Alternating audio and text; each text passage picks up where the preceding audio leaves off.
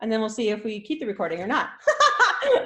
Whatever. So I just wanted to have like a super chill kind of conversation for you to tell your story, because you have quite the story, and that's just the little that I know of your story. And but you've been in the Globe and Mail, and you normally regular publish on Elephant Journal? Elephant Journal, yeah. Yeah. And so you're partly famous, and it sounds like you used to live in like New York. Did you live in New York, or? I did. And yeah. Honestly, this is realistically one of the very first times ever that I'm actually happy that I currently don't. I'm just putting myself back in, I lived in a 300 square foot apartment. I didn't own kind of those rainy day activities like books and board games. I own clothes. So, thinking of sheltering in place for 2 months with my clothes it's not that appealing. Yeah. So do you have lots of friends that are in isolation or quarantine there? I definitely do. Yeah. So I've kind of been checking in on people. Everyone's okay, but it's definitely a bit of a tense time there. No kidding. Just like, and I know news always shows like the worst of all things, right? And sure. I try not to watch the news very often, but last night I just turned it on, and it's like New York City's all like these like tents, war zone. And I was like, holy crap. No, it's true. I mean, I gave birth in a New York City hospital, and it was a bit disturbing yesterday to see that in that hospital's, I want to call it a parking lot, even though it's not actually a parking lot, but they're building, morgues and tents outside of there. And it's very disturbing to see. Yeah. I mean, if we think about building hospital morgues in our hospital parking lots, it just kind of strikes at the soul.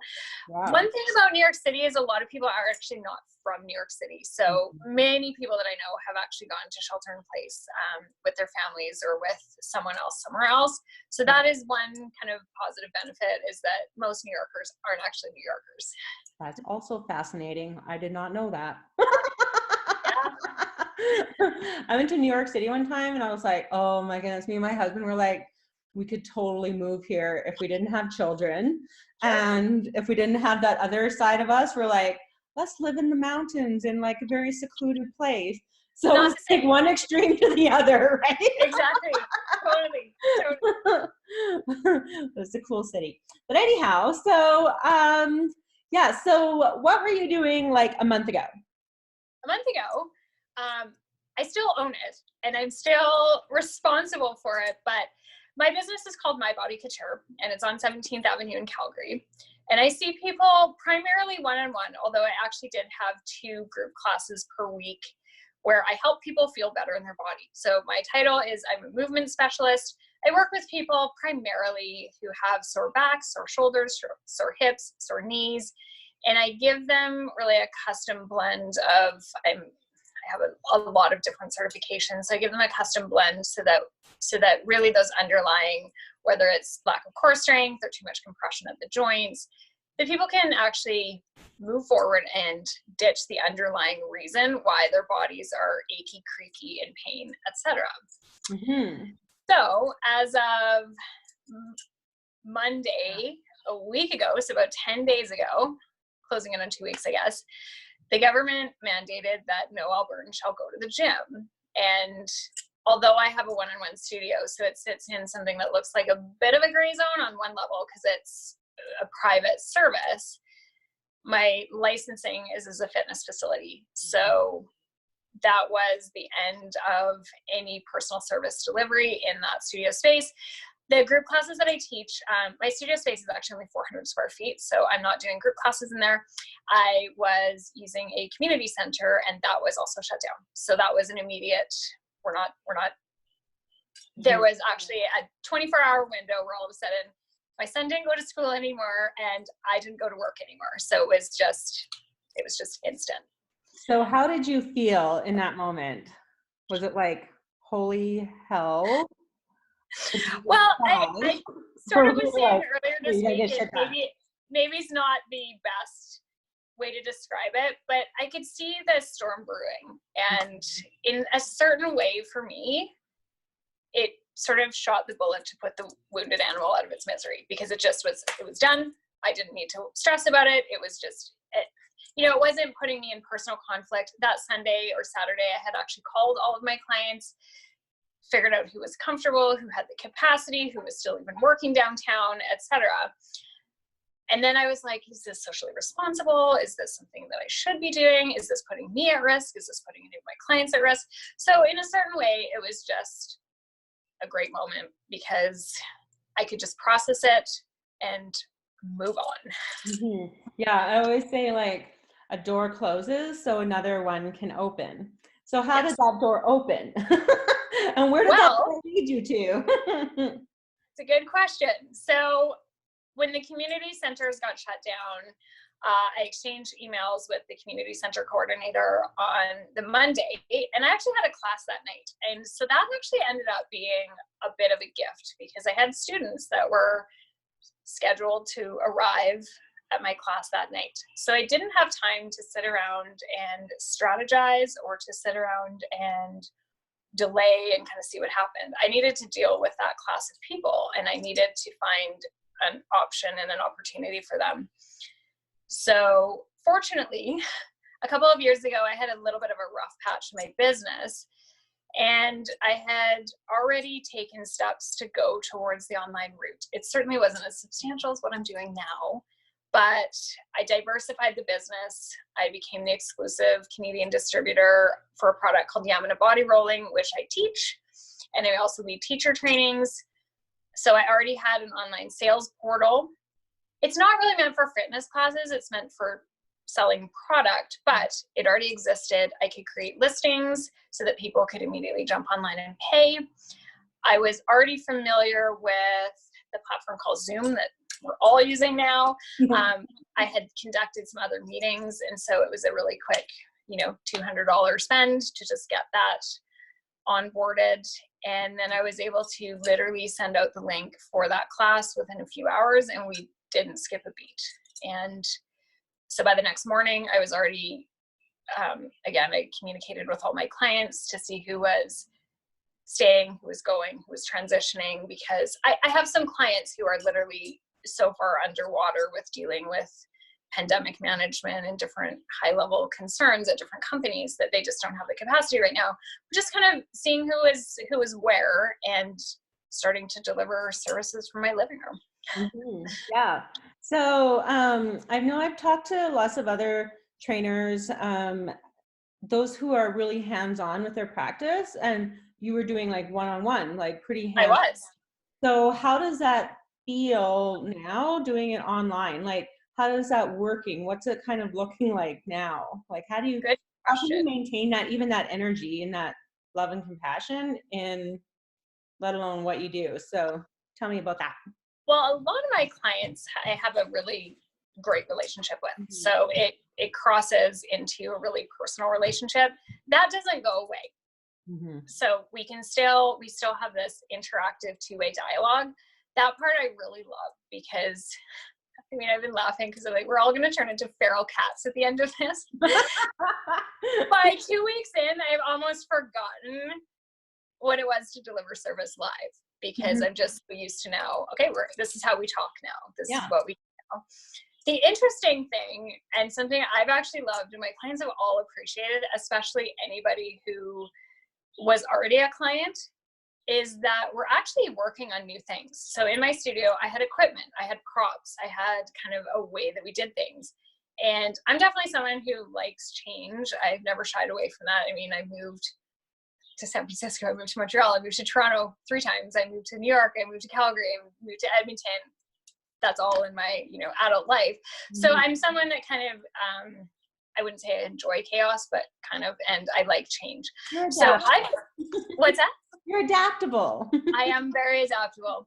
So I've actually really enjoyed the opportunity. I pick up different things on the camera that I maybe wasn't seeing, because I've got a different angle on people's bodies. Wow. I can't rely on my equipment. We don't have the tools. Some of it has been somewhat amusing because, for example, today I needed somebody to put a yoga strap around their leg. And I'm like, well, grab a pair of pants, put the crotch around your foot, and let's, you know, we can make do with everything. But I have a lot of clients that we were kind of, you know, we were on sort of a path and a program. It's shaken it up, and everybody is really getting amazing results from the work we're doing. The group classes, something else interesting has happened there. About 5 years ago, I had a health problem. I actually had salmonella, and I was very ill for quite a while. Then I fell on my tailbone, and I ended up with a dislocated rib, and on we go. But it was very difficult for me to teach while demonstrating, because I could basically only teach. I couldn't really demonstrate. My body just wouldn't do it. Yeah. So I have, and that was a thing that I never really kind of came back to it. I mean, in my private studio, I'm not working out with my clients and delivering the workout to them. So I've always just, like, for the last 5 years, I've just relied on my voice. And so several students have commented on how great it is that I'm actually doing the workout so that they can get that visual.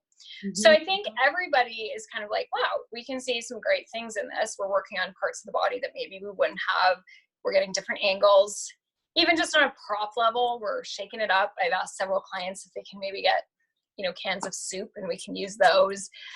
I don't use a lot of weights in my studio, but like, we're just kind of exploring new angles, and that's good for everyone's body. What's really interesting is I didn't even know. I thought yoga was your main thing, and that you taught more of a Yin Yoga. I thought that was like more your thing. So this is really interesting. Yes. So Yin is one of the techniques that I do teach, and I do integrate into my practice. All of my certifications end up kind of getting mixed into somebody's body. Right. Yeah. Where you're seeing the Yin popping up in my communications is that a lot of people have been really reluctant to try Yin. Basically, it is long held static postures on the floor where you don't move. Okay. With all of this stress that's going on, and all of this sitting, and all of the sedentary lifestyle that's going on, there is a massive uptick in interest in stretching and in stress relief. And those are two of the things that Yin specializes in. And you're rolling. Like, I have a foam roller, and like, it's become my new best friend.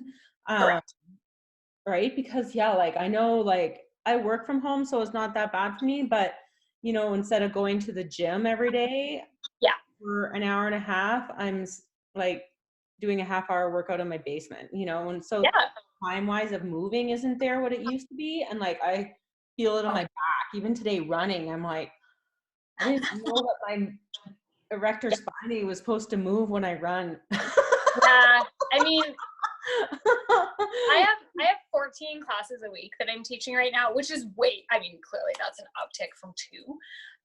So I'm on my mat rolling and teaching Yin regularly. And first of all, I would be a cat on the ceiling right now without that, because just the increase in stress levels. I have a school-age child who is, but I don't even know what to say about that, but you know, he's underfoot. We're all with you, honey. We are all with you.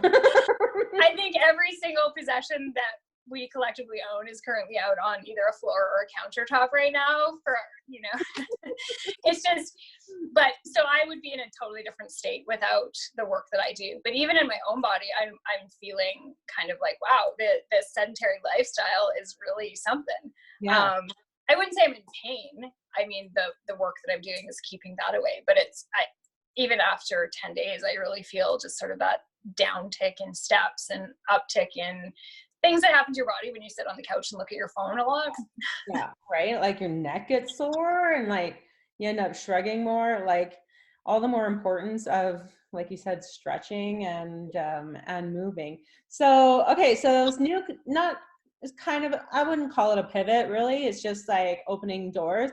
So, it's helped you to maintain your business really. So income level, and also caring for your clients, because like most of us get into like the training field because we want to help people, right? Sure. And so Absolutely. that's how we feel value, right? And then Absolutely. clients are also seeing benefits and stuff. So how are you doing your payments, and is it session to session? Can you book monthly? I'm just looking at like different revenue streams that other people might be able to incorporate. So what I've done is create monthly classes. So those 14 classes that I just mentioned, those are all available to purchase on a monthly basis. However, I am starting to do cutoff dates because my business wasn't set up as a monthly gym. So unlike some of the, for example, the yoga studios in town, they have software that's specifically monthly auto bills. I do not. So, and also I don't want people to kind of be obligated into something that they don't want. So if they try something for a month and it's not their deal, I mean, there are a million other techniques and 1,000 other things to try right now. And that's always been my mandate. Get moving. It doesn't have to even be with me. So my goal is not to kind of trap people into this sort of endless hamster wheel. But so I'm going to cut off all those registrations just so I can kind of wrangle the rodeo. But then I also, for every single given class, they are actually all recorded. So if somebody can't make the time, because I do have now clients in every time zone in North America, those are all available. It's going to give you kind of live class experience. I also have pre-recorded options where it's not a class at all. It's, if you think about an exercise DVD, it more closely mirrors that. And I've put those down into exercise by exercise because I did once work in the corporate world. So I understand that maybe you don't have 60 minutes. So here's an exercise, here's another exercise. So you can kind of combine those. And then I've also created the ability to pay as you go and do a drop-in for any given class. So I've kind of made it really available for people. Then I have privates, and those are pay per private. So have you basically equaled your revenues? Because we'll get into your expenses in a minute, because that's like I've discussed my expenses publicly. Yes. You know, it's in my case, it's actually a little, this sounds like a weird thing to say, but it's hard to tell because my model was private clients. And I did see a drop off in private clients.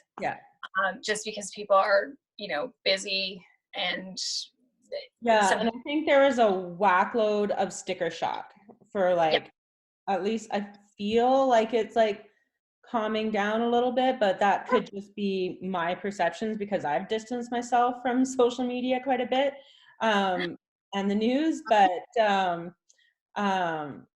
I feel like that sticker shock has kind of come down a little bit. Well, I want to address that and then kind of circle back to what we were talking about. But I think that one of the things that is starting to kind of settle in, yes, many of us had incomes that sort of took a tire iron to the knees. However, we've also collectively started to realize, okay, that's my hair appointments that are now not happening. That's all those trips to the coffee shop that are not happening. I did actually write a Facebook post about that recently, and it was really interesting to see the responses of the ways that people realized that they were saving money. So it was everything from food to clothing. It was impulse purchases. It was big expenditures such as travel. It was little things such as those coffees that they're now seeing add up. And I think when this settles out, I may just be optimistic because this is my business, but I'm hearing these conversations that when it all settles out, what actually matters is your family, food, and actually moving your body so that you don't degrade and crumble. And so there are lots of people that at this moment are kind of walking or, you know, I've been making jokes. I'm like, dust off the treadmills that have been sitting in your corner, folks, because if you're not going to use it now, I predict an uptick in people just selling or getting rid of those things because they don't use it even now. And so what are your thoughts on, so like I used to be a trainer and I used to own a gym, right? And so many trainers are just offering free workouts right now, and free almost always wins, unfortunately. But the reason why people come to us in the first place is because they like you or they like me, and that's why they stick with me for the longer time. And the accountability, right? Like there's so many workouts out there, and there always has been, you know, there's absolutely been a billion workouts out there of whatever thing, but it's that accountability and that personal connection that I think are just like even so much more essential now than before. And I believe that people should be paying for that, and that trainers should be like promoting that aspect of what they do, is that we're actually helping you and holding you accountable to do it, and not even sitting on your ass for a month. Like, doesn't your body feel like garbage? Yeah, no, I mean, right from the outset, and I understand why.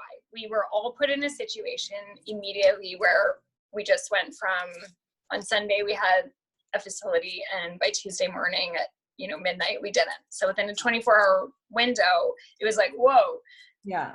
So I think that the facilities that had the benefit of monthly memberships pass that along to their membership by way of free workouts. I feel quite strongly that by April 1, when people are, maybe not going to renew that membership, that needs to stop. And part of my, I'm just going to be blunt about this, but nobody's asking lawyers to work for free right now. And I actually I have a university degree. This is a career shift for me. But in the last 14 years, I have spent so much money on continuing education courses that I could have gone back to university tenfold. Yep. I make sure that every single year of my life, I over-index on education so that I'm up to speed on the latest techniques, and from, top professionals in the world. I tend to travel to Los Angeles, to New York. I make sure that I'm really at the top of my game to deliver these things to clients. And so I never considered for one moment that my work should be free, because all that does is undermine our entire industry. Totally. That's a personal choice. And I do recognize, and that's why I wanted to acknowledge that there was a reason that some of these facilities had that as a valid business model. But that's not my business model, and it never has been. And I did create a pay-as-you-go program because I do know, it's financially stressful for people, and I don't ever want that to be the barrier. So if what you can pay is $0, you're still welcome to do a drop-in class. No, it's really interesting because I've studied a lot of community development things, and usually pay as you go or pay as you can ends up being a lot better, because some people will pay nothing, but some people will pay a lot more than what you would have even guessed, right? Because they B, want to support you, B, they see the value in it, and right, and then they can. Not everybody is broke, right? And so I like the pay as you can kind of models. Me too. And so I think that there's elements of this shift that I will keep in my business. I'm not going to pay as you can for privates, because that's a personal service. We wouldn't ever go to a massage therapist or a chiropractor and pay what we can.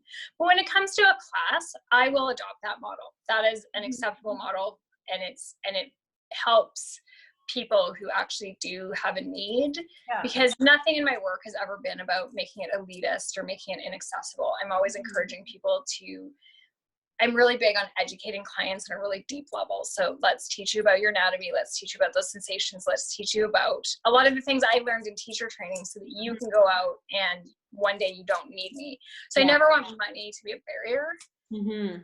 Yeah. Love that. Love that. So what would be some advice that you would give to somebody who has just been laid off, or has their business been shut down like yours? Or I'm actually seeing lots of people who even still, they just want to kind of put this behind. Me too. See all the opportunities out there, right? They're like, just shut up. Look at all these opportunities, and what can I do now? So what would you say? Well, the wait and see people. So I've seen a lot of clients over Zoom in the last 2 weeks, and we chat. So I kind of have an understanding. It's not like this is a new understanding in the last 2 weeks, but people deal with stressful situations differently. We have fight, where we scrap. We have flight, where we try to run away. We have freeze, which is we just do nothing. And we have fawn, where we kind of bring all our peeps in, and we, cuddle and we massage. And so we have to also give some grace to the fact that this was an unplanned event for most people. A traumatic And event, really. yeah, an unplanned traumatic event. Not only have I gone through stuff like this before, but I definitely am a fight and fawn person. So I get in there, I make it happen, I do it. I think if we're in that wait and see moment, I think we do miss a window. At this moment, and this also is something I would encourage people to do, I have done all kinds of imperfect things. I put some incorrect pricing on some of my classes, and so they were priced at this, insanely low amount. I let people who actually checked out just go with it. I'm like, great, you got lucky. Yep. Enjoy the classes. I've had typos in things. I've had the wrong links in things. It's okay. This is a moment where you are going to get forgiven for anything that happens. Awesome. Yesterday, I was on a call like this, and my son decided, in his underwear, mind you, to tackle me, and then to do it 4 or 5 more times. I would say under normal circumstances, that could be immediate cause for some judgment or for some questioning about somebody's capacity. Right. This is a moment where we get to make a lot of mistakes. Yeah. We've all logged into Zoom, and I mean, you and I had this. I couldn't find you. Yeah. We've all logged into Zoom and had, we had to drop the call. Do it now, because you're in a moment where anybody like myself who's kind of come into that immediate mobilization is already up and running. So if you wait 4 weeks, some of that mass technological catching up to speed is going to be already completed by everybody else. Yeah. So make these mistakes, do it publicly. There's no shame in anything right now. There's these hilarious Facebook stories running around of people that are, they've been caught on their business conference calls with their spouse walking around in their underwear, stuff like that. So just get in there, join the fray. Right? And I love it because it shows authenticity. And I've never been shy from being that way. And I get some people are, but I just think it's it's just your time to be an authentic self and get comfortable doing that, right? Totally. This is also a moment where, we've gone from this cleaned up, shiny Instagram filter world to now everybody's on these calls with their hair like that, no makeup on. Let's just get it. I'm lower than the screen, right? Totally. Then the other thing I would say, you touched on this a bit earlier, but I think it's an awesome point is, this is a time for all of us to be doing an inventory of our skill set. So I already was a paid writer for Elephant Journal. I'm going to carry on with that. That becomes, once this immediate window passes, that's going to become even more important. I could teach yin. So while I had 1 yin class a week, and now I have 7. So I actually have been a certified kids yoga teacher for quite some time. Boom, 3 classes available, even though I wasn't necessarily hosting regular classes. So I really dug into what are my skill sets. Some of them actually went away because I teach a technique called critical alignment. It needs props. Yeah. I could have the props, but I don't sell the props, so I don't know how I could get props to clients. So that one went away. We're just going to pause that one for the moment. I teach Pilates on a Pilates reformer. Well, the average person does not have them available in their home. So pause button. But I actually was able to just do that inventory of what skills do I have and what skills are people going to need. So, that's right away. I was like, okay, kids are at home. They need yoga. Yeah. People are stressed out and their bodies hurt. So let's get that Yamuna body rolling and yin out there in a bigger, more accessible, more affordable way. Yeah. And so I don't even see it. I mean, it is a pivot in that I'm a private teacher who can teach groups. I'm not a group teacher who can sometimes teach privates, and those are different. Yeah. I haven't turned my back at all on my private clients. I'm still taking private clients. I'm getting new private clients. They're going to get that same excellent service and delivery. But I just wanted to reach out into my skill set and give people that help that they need right now. How important do you think how your mindset is and how you've been able to adapt? I believe that if you believe that the world is doom and gloom and everything is dark, and that's what you will attract, right? As my saying says, you know, like whatever you bring attention to comes forth. Something like Sure. that. Energy flows.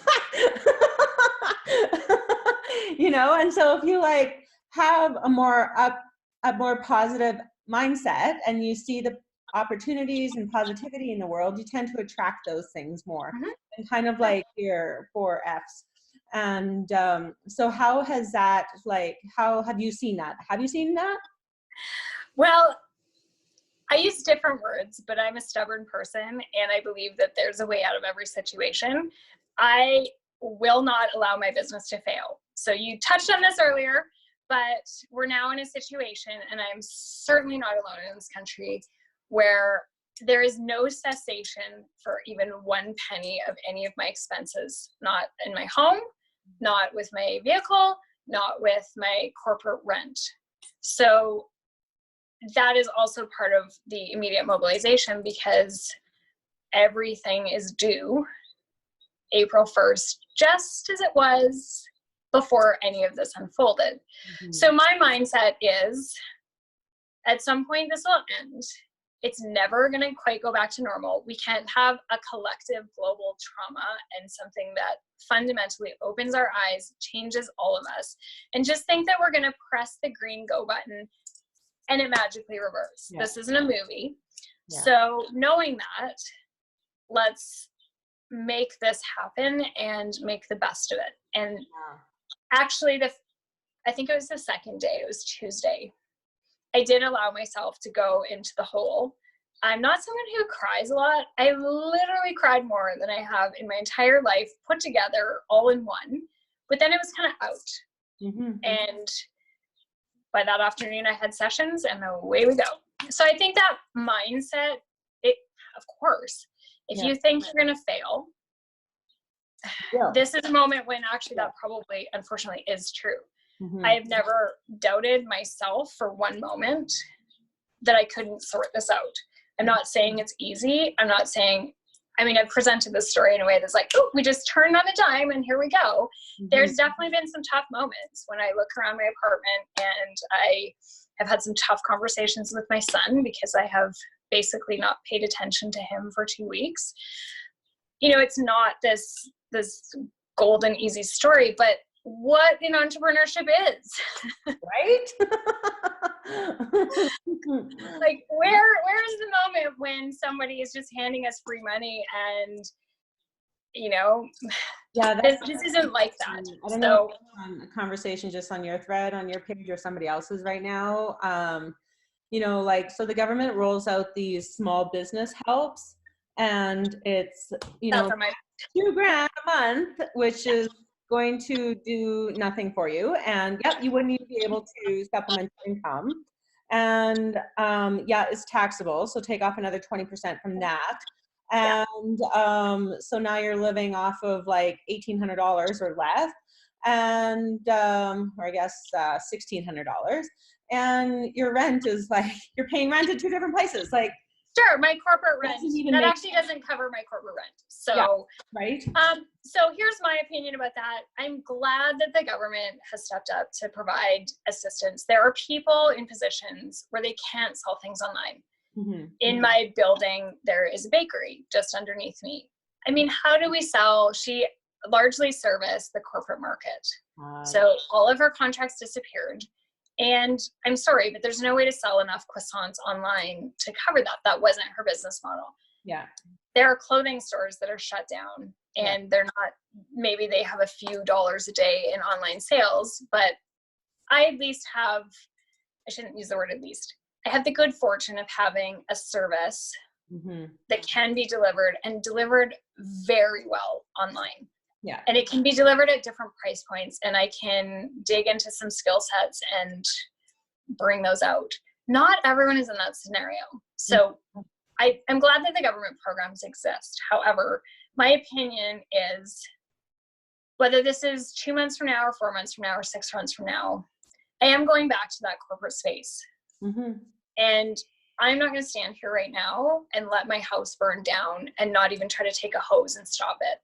And in my opinion, I could cease all of my income and, to your point, make $1,600 or $1,800 a month to plug the hole a little bit. But at the end of this period, I will be standing outside and my house will literally be a pile of rubble on the ground. Yeah. And that's not helpful. Right. Because not only do I offer a service of help to other people that desperately need my services, but I need to help myself also. Yeah. I don't think it's helpful to stand there and let my whole business burn down and then try to recreate something in 4 to 6 months. I think it's helpful to keep servicing my clients, keep those relationships strong, keep as many people healthy, and stop kind of that attrition of the body that we're all having, because we went from, most of us actually weren't even getting enough exercise in a day, but now whatever it was, and that's really hard on the body. So I don't want to criticize the government. I think that this is a huge thing that sort of steamrolled in. It has devastating financial consequences. And I think there's a lot of people that fit in between the cracks, and I'm one of them. So, I was raised on a farm. We don't fuck around. Yeah. And so I'm just using that work ethic from my childhood. Yeah, that's right. You figure your stuff out, even if it's uncomfortable. We don't care if it hurts. 46 acres of grass need to be mowed right now. Go. Don't complain. See it in 4 hours. Yeah, right. And that's what I'm doing. It's... Yeah. Totally. I'm reading Marie Forleo's book, Everything is Figure Outable. And I just totally align with that, because I'm kind of the same way. Grew up on the farm, and it's like, you just figure shit out, and it comes back to, if you want to figure shit out. If you don't want to, and you're like, let's just throw in the towel, we'll just like wallow in self-pity for a little while. That's cool. But that said, I have some respect for people who are at that moment too, because if you go back to your fight, flight, fawn, and freeze, there legitimately are people who actually, their nervous system response to this is to shut down, or to, I said I fight. I don't fight in the same way I see some people on Facebook fighting, where I'm busy scrapping about, different things, but I'm fighting for my business. I'm fighting for my son. I'm fighting for those things just at a personal level. But I do see people that are, busy being angry about the situation. And that's not really, I don't know that that's such a personal choice. I think I look at it as a grieving process. Sure. And, which is very similar steps to yours too, right? It's like, at first it's like, that shock, what just happened here?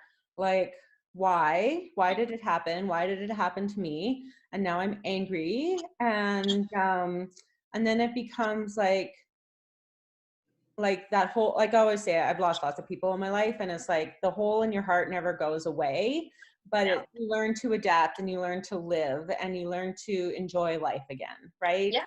And so some people can do that in a really short time. Yes, totally. And some people, it takes years, right? And so just to acknowledge where you are personally on that level, but to not let yourself sit in the downs too long, even when you're grieving a loved one, right? Like, you gotta take the help to help you go through the process, right? Not an example of that from your former world and my current one is when we're kind of in that down mindset.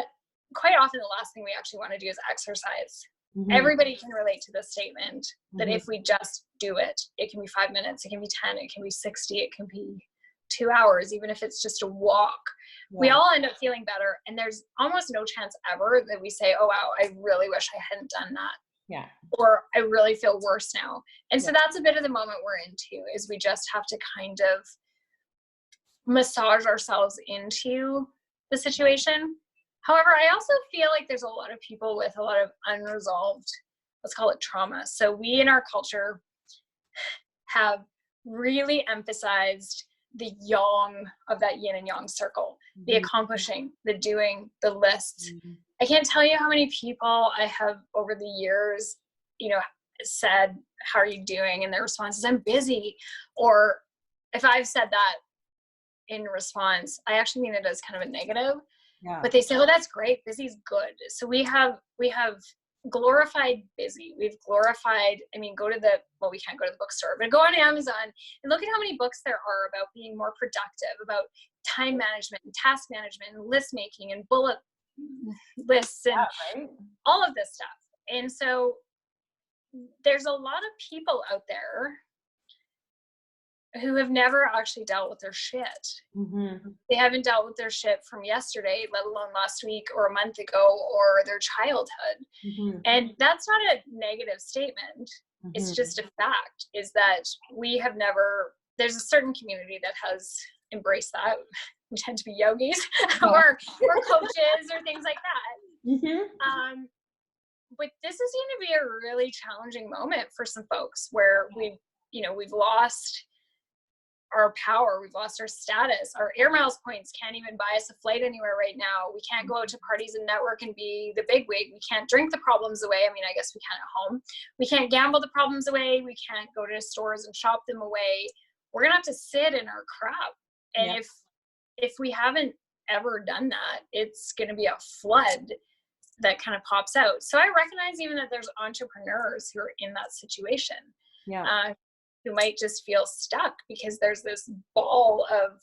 Yeah. And I totally get that, because I'm a doer and I've always been like, I need my list. I need to do things. I feel a sense of accomplishment when I check off those lists.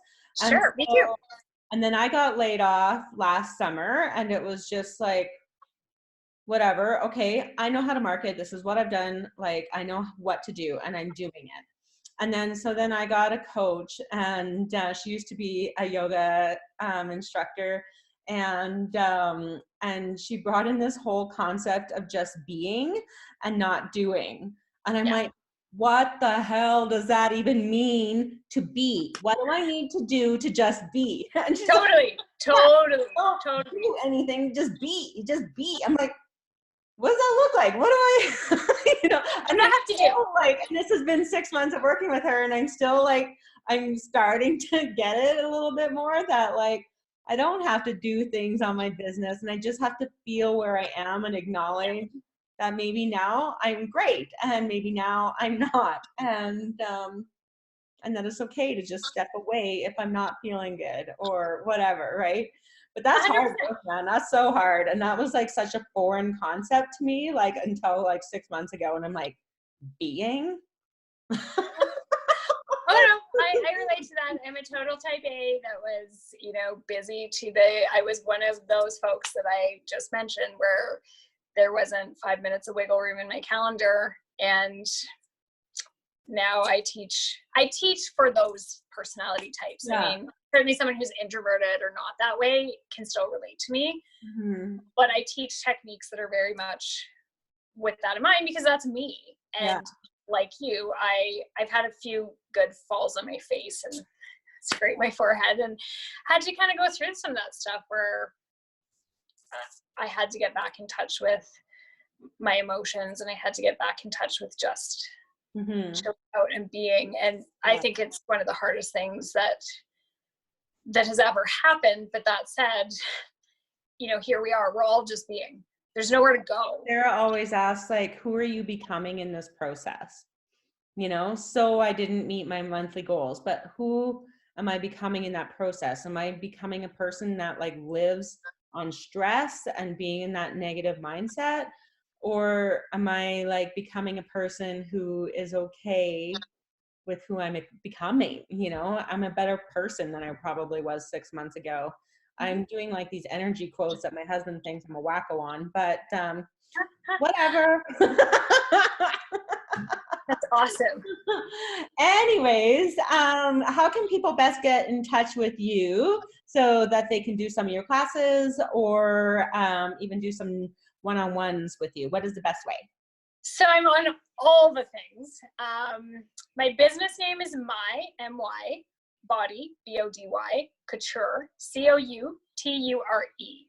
So under that handle, I'm on... Sorry, we had a little moment there. So under that handle, I'm on Instagram, I'm on Twitter, I'm on Facebook. And then under my personal name, which is spelled Janis like Joplin, Janis, my last name is Isaman, which is spelled is a man, Isaman. So I'm on LinkedIn. I do have a personal Facebook page. I do have a personal Instagram. At the moment, there's a pretty tight merge to all my worlds, but yes, Janis Isaman on everything. That's right. That's right. Awesome. I want to thank you so much because I love your vibe and your go get 'em, and I'm not going to let my business fail mentality, because it won't, right? And no, totally not. You have yourself to support, you have your kid to support, and you have like a mission of helping people. So you are going to do fantastic things, and keep up the good work. And thank you so much for being on my call. So have a Thanks for having me. Hey, I'm going to just